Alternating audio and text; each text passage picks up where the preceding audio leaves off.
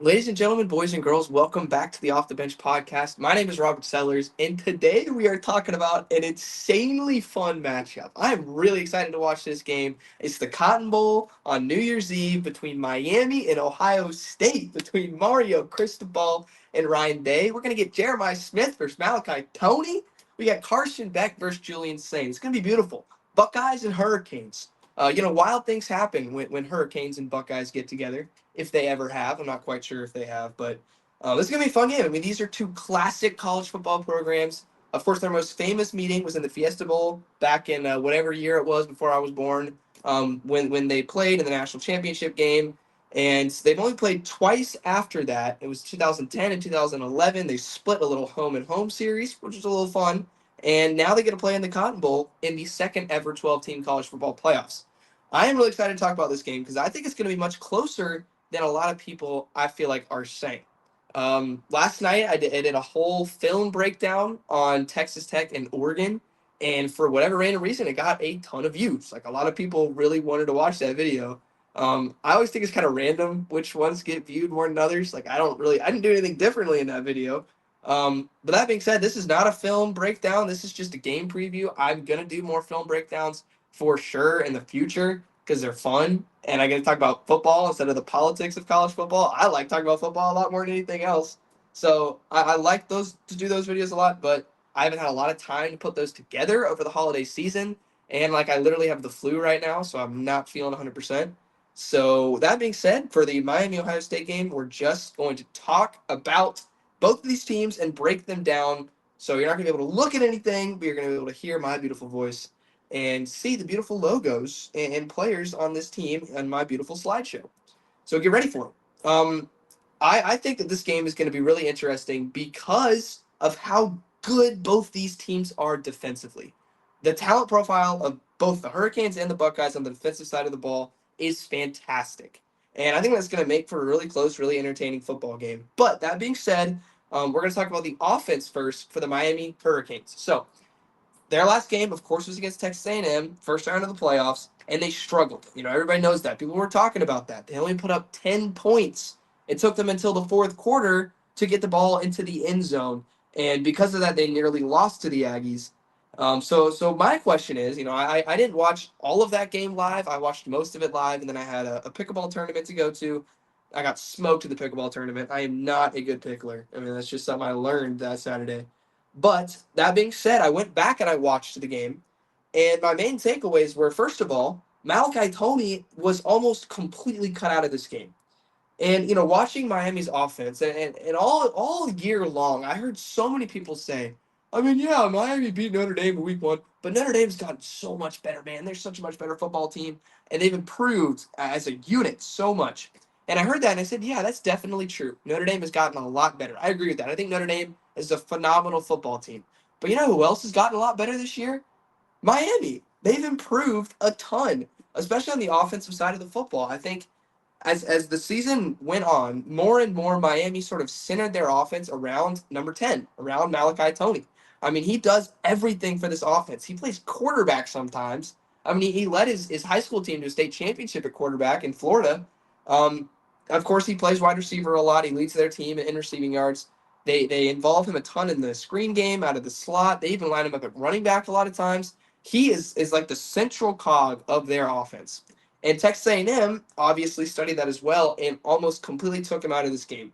He only had 5 catches for 22 yards and a touchdown. Even when they tried to get him in space, Texas A&M tackled really well. They rallied to him and they limited him as much as they could. He only had 3 rushes for 9 yards, and he had one passing attempt that was incomplete. So I think the main reason, the number one reason that Miami's offense struggled against Texas A&M was because Texas A&M game planned to slow down Malachi Tony, and they did it very successfully.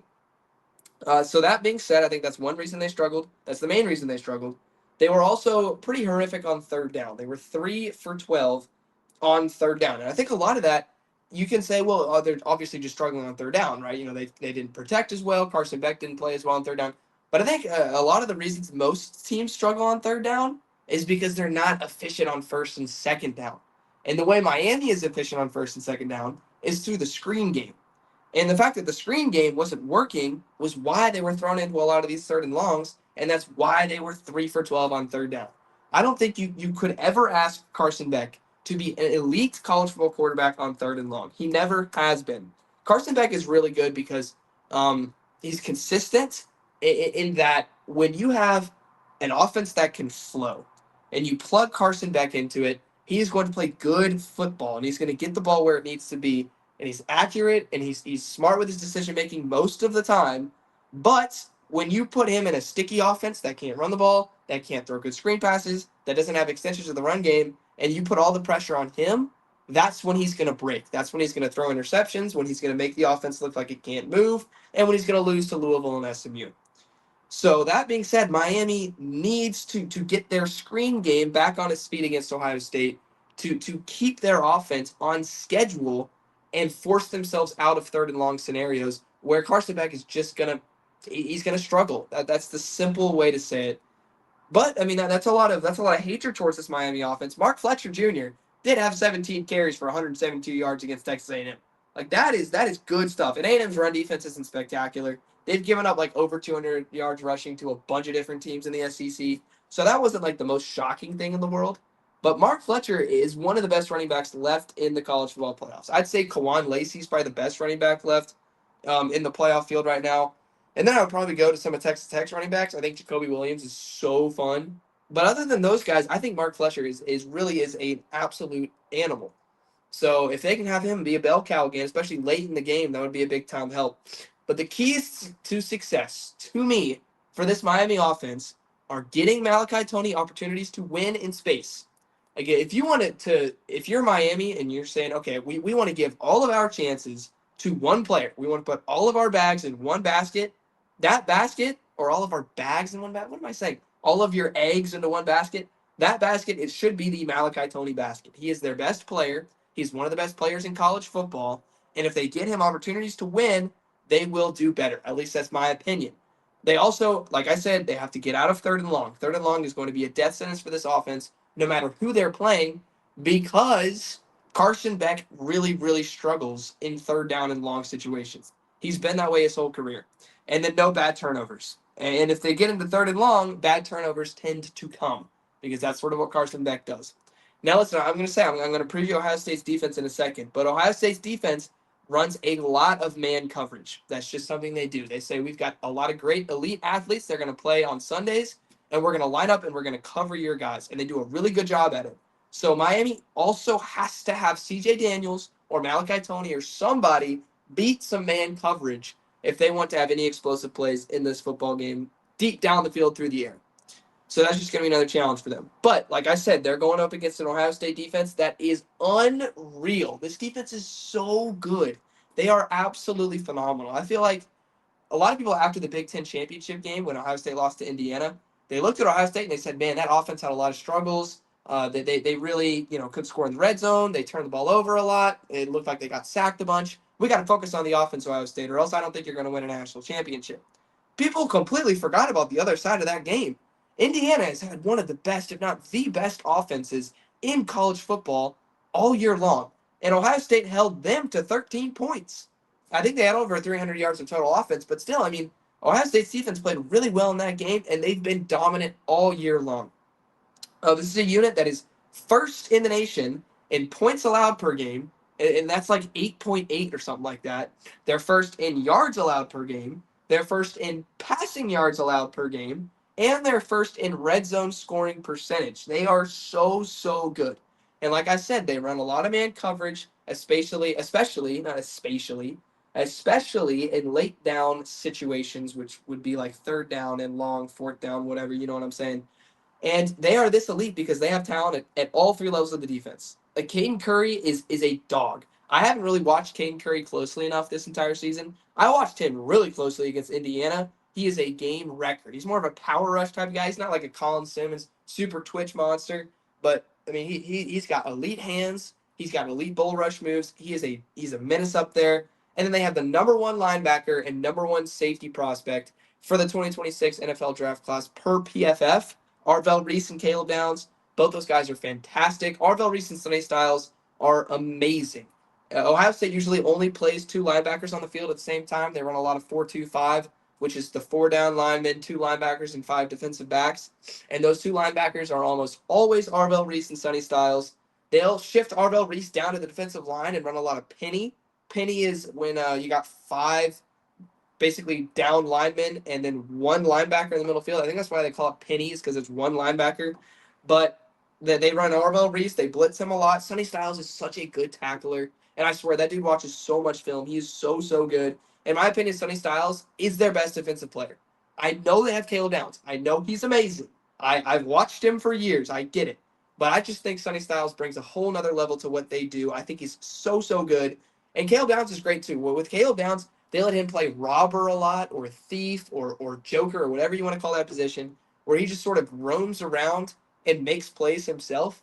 So what I think is going to be really interesting to see is Miami trying to work the screen game to Malachi Tony and seeing Caleb Downs try and sniff it out, because Malachi Tony versus Caleb Downs is going to be cinema. Like, that is such an awesome matchup. Those two football players are both so, so good. So I'm really excited to watch that. And then, of course, their big boys up front are dominant. Like we were just talking about, Mark Fletcher running the ball for 172 yards. I'm going to go out on a limb and say you're not going to run the ball for 172 yards against Ohio State's front seven. I don't think it's going to happen. Caden McDonald is a block shedder all the time. Like, he is constantly shedding blocks. I think in his dreams he shed blocks. I think when he's talking to his friends playing video games, he's shedding blocks. That's just what he does. I think when he's at McDonald's, he's shedding blocks somehow. So, I mean, this Ohio State defense is elite. It's been elite all year long. No team has really been able to crack the code that is the Buckeyes defense. And I don't know if it'll necessarily be Miami's offense. So I think that's a big advantage towards Ohio State when Miami's offense is on the field. But hey, you never know. Let's talk now about Ohio State's offense when they're going up against Miami's defense. So Ohio State's offense, we talked about it. Against Indiana, they struggled. And a lot of people really, really want to talk about that because a lot of people want to find reasons why Ohio State's not going to win the national championship. And their first talking point is, hey, they only put up 10 points against Indiana. Did you see that? Did you see what happened in the Indiana game? That offense, you're telling me that offense is going to win the national championship? You're out of your mind. Well, I mean, that offense, they did struggle in that game, that's for sure. But we have to pinpoint why they struggled. It's not just enough to say that they did. And I think the main reason they struggled is, I think Indiana, and I'll talk more about Indiana when I do my Indiana-Alabama preview, but I think Indiana is so, so good at identifying your weak points and attacking them. And I think the weak point that Indiana identified in the Ohio State offense was honestly Julian Sayin. Like, they said, you know what we're going to do? We're going to make Julian Sayin uncomfortable. We're going to get home. We have the number one pressure rate in the country. So we're going to get home. We're going to drop back into zone coverage and make him throw into tight windows. And we're going to make Julian Sayin uncomfortable. That's exactly what they did. That's how they got that early game interception, which led to a field goal. That's how they sacked him 5 times. Like, Julian Sayin only got sacked like 6 times in their first 12 games. Got sacked 5 times against Indiana. Ohio State was also really, really poor in the red zone. They had 4 red zone trips with only 10 points to show for it. That is brutal. So, in my opinion, Ohio State's offense is still elite. Like, I think this is a great offense. I had a lot of hatred, or not a lot of hatred, but my hating take on Ohio State's offense all year long was I don't think they can consistently run the football. And they completely proved me wrong in that Michigan game when Bo Jackson went ham. And Bo Jackson's been going ham like all of the second half of the season. So I think that's fixed. But the only beef that I now have with Ohio State's offense is, what do you do when you make Julian Sayin uncomfortable? Because we saw Indiana make Julian Sayin uncomfortable, and he really struggled. And because of that, Ohio State's offense did not look dynamic at all. This is also an offense that is 60th in the nation in 20-plus yard plays. They don't have a lot of explosives. That's just the stats. And it's weird because you have Jeremiah Smith and you have Carnell Tate, and you got great athletes all over the field. They just aren't generating as much explosives. So, again, I think Julian Sayin's a great quarterback. He's really accurate. Again, this is his first year being a starting quarterback in the Big Ten. So I think we're all being overcritical of him. But I'm just saying, like, he's very accurate. I get that. But he is not the best at pushing the football down the field at a consistent rate. I'm just going to say, I mean, the stats do show it.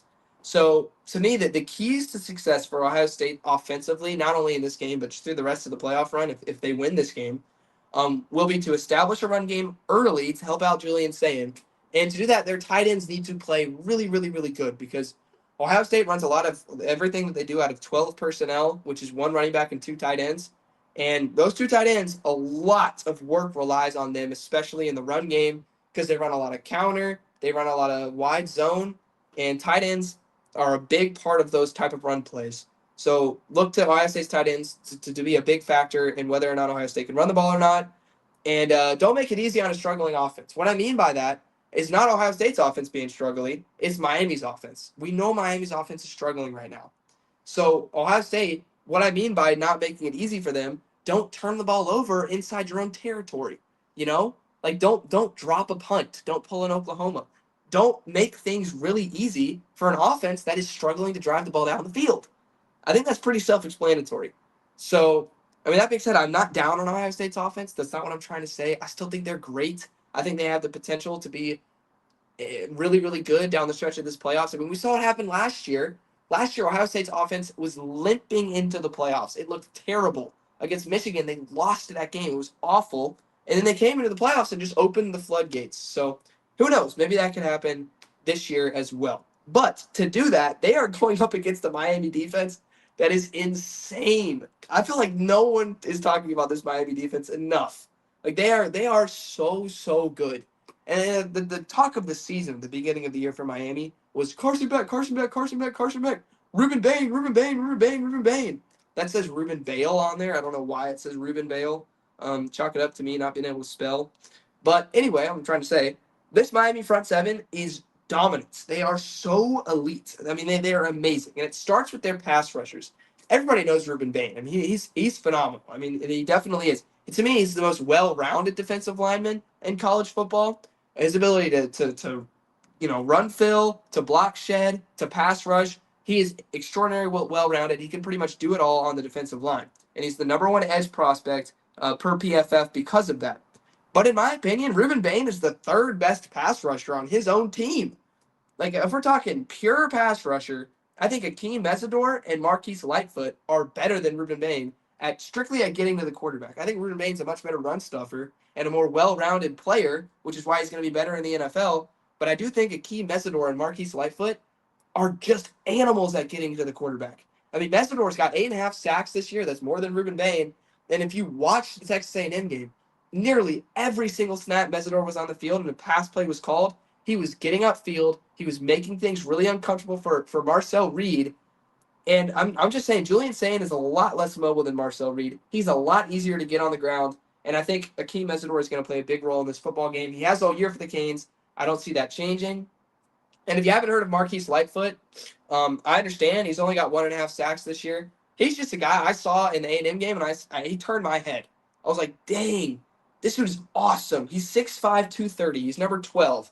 He has like elite NFL type pass rushes. He's got amazing bend. He's got amazing get off. He's so twitchy. Marquise Lightfoot, every time you see that man in the game and he's pass rushing, look out. He's incredible. And so that's their edge rushers. Their edge rushers are great. Also, they're big boy D linemen like Ahmad Milton Jr. and I forget the other one's name. The big kahunas that are sitting down in the middle of the field. Those boys eat. They are really, really good. Like A&M runs a lot of duo, which means that they're taking the guard in the center and they're double teaming and working up to a linebacker. So they were double teaming the big boy Miami defensive linemen, and they couldn't work their way up to the linebackers like once the whole game because those big boy Miami defensive linemen hold their ground better than almost anybody in the country. They are really, really good. And then, of course, their linebackers are phenomenal, too. They play all over the field. They play physical. They bring their chin straps to almost every single football game, meaning they hit, and they're not afraid to hit. And I think Keontae Scott might be the best true nickel player left in the college football playoffs. He's phenomenal. Absolute baller. See in my notes, I just wrote there. Keontae Scott, baller. Because he is. He's strictly a baller. And because of this elite dominant front seven, Miami only allows 87 rushing yards per game. That's really, really good. Not a lot of teams have torched Miami on the ground this season, other than like Virginia Tech randomly. I really don't know how that happened, but shout out to the Hokies. But this being said, I really do think Ohio State's going to struggle running the football in this game. I love Bo Jackson, the Auburn player and the Ohio State player. Bo Jackson is an animal, and he's been running wild the last few weeks. I get that. But this Miami front seven is really, really good.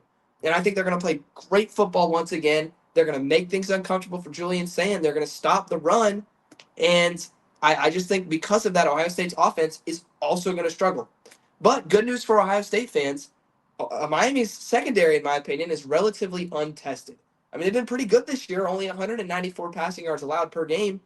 But Miami, I mean, Ohio State's got Jeremiah Smith and Carnell Tate. Those are two of the best players in college football. Who's the best wide receiver that Miami has faced this year? Deuce Robinson of Florida State with Tommy Castellanos throwing it to him.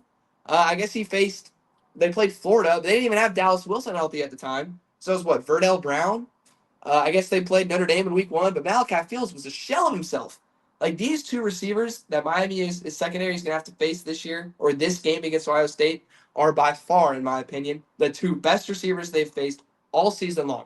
So we have to see how they handle that. And I know A&M has got some studs at wide receiver. I get it. You know, if you're an A&M fan, don't get too mad at me. But the wind in that game, you know, if you're watching that game, the wind was completely impacting everything, especially in the passing game. There's not going to be any wind in AT&T Stadium. Jerry World does not have 20-mile-an-hour wind gusts. I can promise you that. At least I don't think they do. Maybe Cowboys shenanigans, you never know. But that being said, I just think Miami's defense is going to play good football against Ohio State. They're going to stop the run. They're going to get pressure on Julian Sand, and he's going to have to beat them over the top to his guys like Jeremiah Smith and Carnell Tate. Can he do it? That's the real question. Who's going to win this football game? We've waited, what? This video's been like 20 minutes long. Who is going to take home the Cotton Bowl trophy? Is it going to be Malachi Toney and the Miami Hurricanes? Is it going to be Julian Sand and the Ohio State Buckeyes? Listen, Ohio State's been struggling, man. Like I don't think this team's vulnerable. I don't think they're invincible. I think they're a little vulnerable. I think that they're not the amazing, unbeatable, crazy good, legendary, historic team that we thought they've been all season long. That being said, they're good enough to beat Miami. I've got Ohio State winning this game 17-13. I think it's going to be low scoring. I think Ohio State definitely has a chance to win a national championship. I think that if they win this game, again, I think they'll play Georgia. Don't want to give any spoilers. There's a spoiler in my game pick. I think Georgia's going to blow out Ole Miss. But give me Ohio State 17, Miami 13. I think it's going to be low scoring. Like I said, a lot of third down and longs, a lot of sacks in this game. And honestly, the reason I have Ohio State winning is because I think I trust Julian Sand with the ball in his hands more than I do Carson Beck with the ball in his. I think Carson Beck throws an interception in an untimely way or two. And because of that, I got Ohio State winning 17-13. Now, listen, Ohio State fans, I love Ohio State fans. I have a friend. His name is John. Great guy, stand-up individual. He's a really great water polo player. And he's a big Ohio State fan. I love the guy. You know, I think Ohio State has some of the best fans in college football. They're awesome. That being said, every time I pick against Ohio State, like I get comments from people that are Ohio State fans that are mad at me. And I'm sorry, man. It's just what I think is going to happen. And I picked you to win this game, but I just already know Ohio State fans are going to be mad that I didn't pick them to win by 30. So I apologize for that. Listen, if your team wins by 30, you have every single right to come at me, call me a clown, say I don't know ball, whatever it is. And you're right if they win by 30 because I said they were only going to win by 4. But I do think Ohio State wins this game. I think it's going to be close. I would not be shocked if Miami won it. I think the keys to victory for Miami, again, get Malachi Toney the ball. I need to see their secondary play good football. I need to see him make Julian Sand uncomfortable. And I need to see Carson Beck not turn the ball over. If that happens, I think Miami's going to give themselves a great shot. And hey, these are two great football teams. Really excited to watch this game. And thanks so much for watching this video. If you made it all the way to here, that's awesome. You're a legend. And just know that Jesus Christ is always here for you. God's love is more powerful and profound than you could ever possibly imagine, than I could ever possibly imagine. And if you're going through something right now, if you're sad, if you're depressed, if you're mourning, if you're confused, if you're really excited but you don't know how to be excited or whatever it is, if you're going through any emotion that you're confused about, just always know that God is there for you. God loves you, and true happiness is not found through judgment or hatred or football, believe it or not. True happiness and fulfillment is only found through our Lord and Savior Jesus Christ and through God's love. And if we strive after that, then our goal, our purpose as human beings can truly be fulfilled, which is really, really fun to think about.